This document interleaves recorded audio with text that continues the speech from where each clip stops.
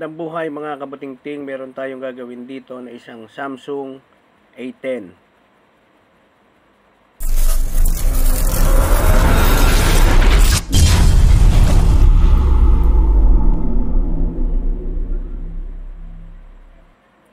Ang problema nito, yung kanyang battery, madali na siyang malobat. 70% daw nagsha-shutdown na. Kaya unang gagawin natin, tanggalin natin yung kanyang SIM tray. Tapos magtatanggal tayo ng back cover para matanggal natin yung lumang battery. Yan. Ganito lang pagtanggal dyan mga kabutingting. Madali lang. Bali, kung kaya nyo ng kuko, sa ilalim. Ayan. Yan. Ngayon magtatanggal tayo ng tornilyo doon sa ating board cover.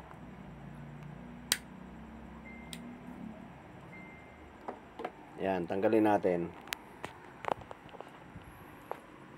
Ngayon kapag natanggal na natin yung mga tornilyo, iangat natin yung cover nya.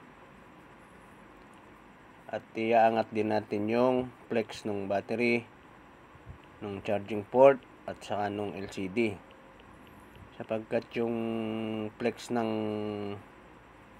charging port natin, saka ng LCD, ay nasa ibabaw ng battery. Yung mga ibang unit, tulad ng Oppo, saka Vivo, sa ilalim. Kaya kahit na pagka nagpalit ka ng LCD, tatanggalin mo yung battery. Ito naman baligtad. Pag nagpalit ka ng LCD, hindi mo na kailangang magtanggal ng battery. Yan. Kaya ramihan ng mga Samsung series ganyan. Yan, iangat natin. Tapos tanggalin natin yung isang cover. Yan. Ito yung sa LCD, sa battery. Una, iangat nyo yung battery, flex. Pangalawa, sa charging port, at yung flex ng LCD natin. Ito natanggal na, baklas na rin to eh. Kaya madali na siyang, ayan, madali na siyang tanggalin. Malambot na rin yung battery. Ayan oh, ito yung bago, ito yung luma. Kailangan parehas. Ayan. Isukat natin. I-try muna natin. Pag nag-open, yung tip pala mga kabutingting, yung mga bagong battery na pag nagpalit kayo, kailangan meron siyang karga lampas 50%. Yung unang magandang battery, yung may karga. Yung pagka nagpalit kayo at walang karga, matik yun, reject yung battery, sira, factory damage. Kaya i-try natin. Ayan. Sa una, medyo mahirap magkabit niya kasi replacement lang yung kinabit natin eh. Dahan-dahan para hindi mabungi yung mga pin ng ating connector. Ayan. Ngayon, nailapat na natin. I-try natin siyang i-on. Ayun oh, nabuhay na. Mas na yung kanyang Samsung A10. Ayan. Ngayon, bubuuin na natin siya. Pwede na natin siyang buuin pag nakita natin yung percent ng battery. Kaya medyo hintayin lang natin. At iayos na natin yung kanyang cover, back cover.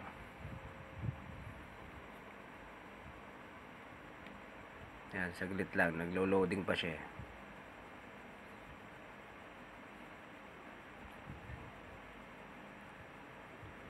Yun, bumukas na. Ayan o. Ngayon, ikakabit na natin yung ating back cover.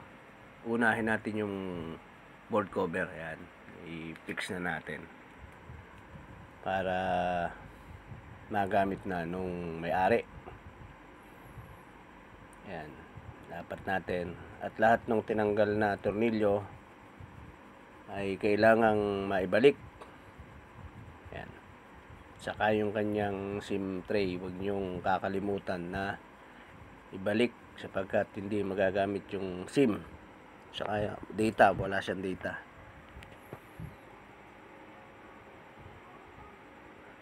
Kabit natin isa-isa yung tornilyo. Ayan.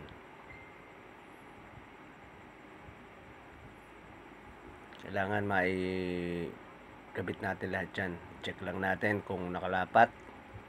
Kailangan nakalapat yung cover bago natin ikabit lahat yung kanyang tornilyo. Ayan. Konti na lang.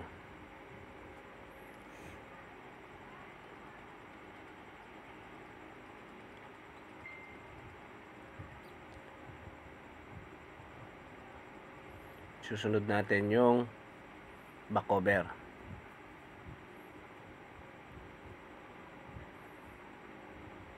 Double check lang natin. Ayun. Okay. May password. Yan. Kabit na natin yung kanyang cover. Unahin niya sa ibabaw. Yan. Pag diniin nyo, tutunog yan eh. Ibig sabihin, nag-lock na siya. Lumapat na yung ating cover. Paikot.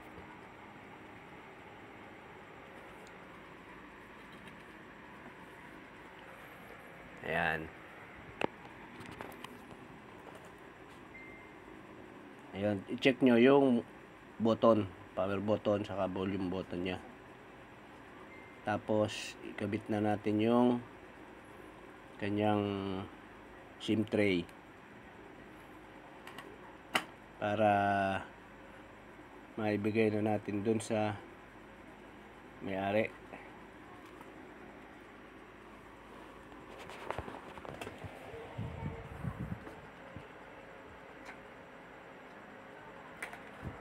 Yan. I-ayos natin. 2 SIM, 1 memory card.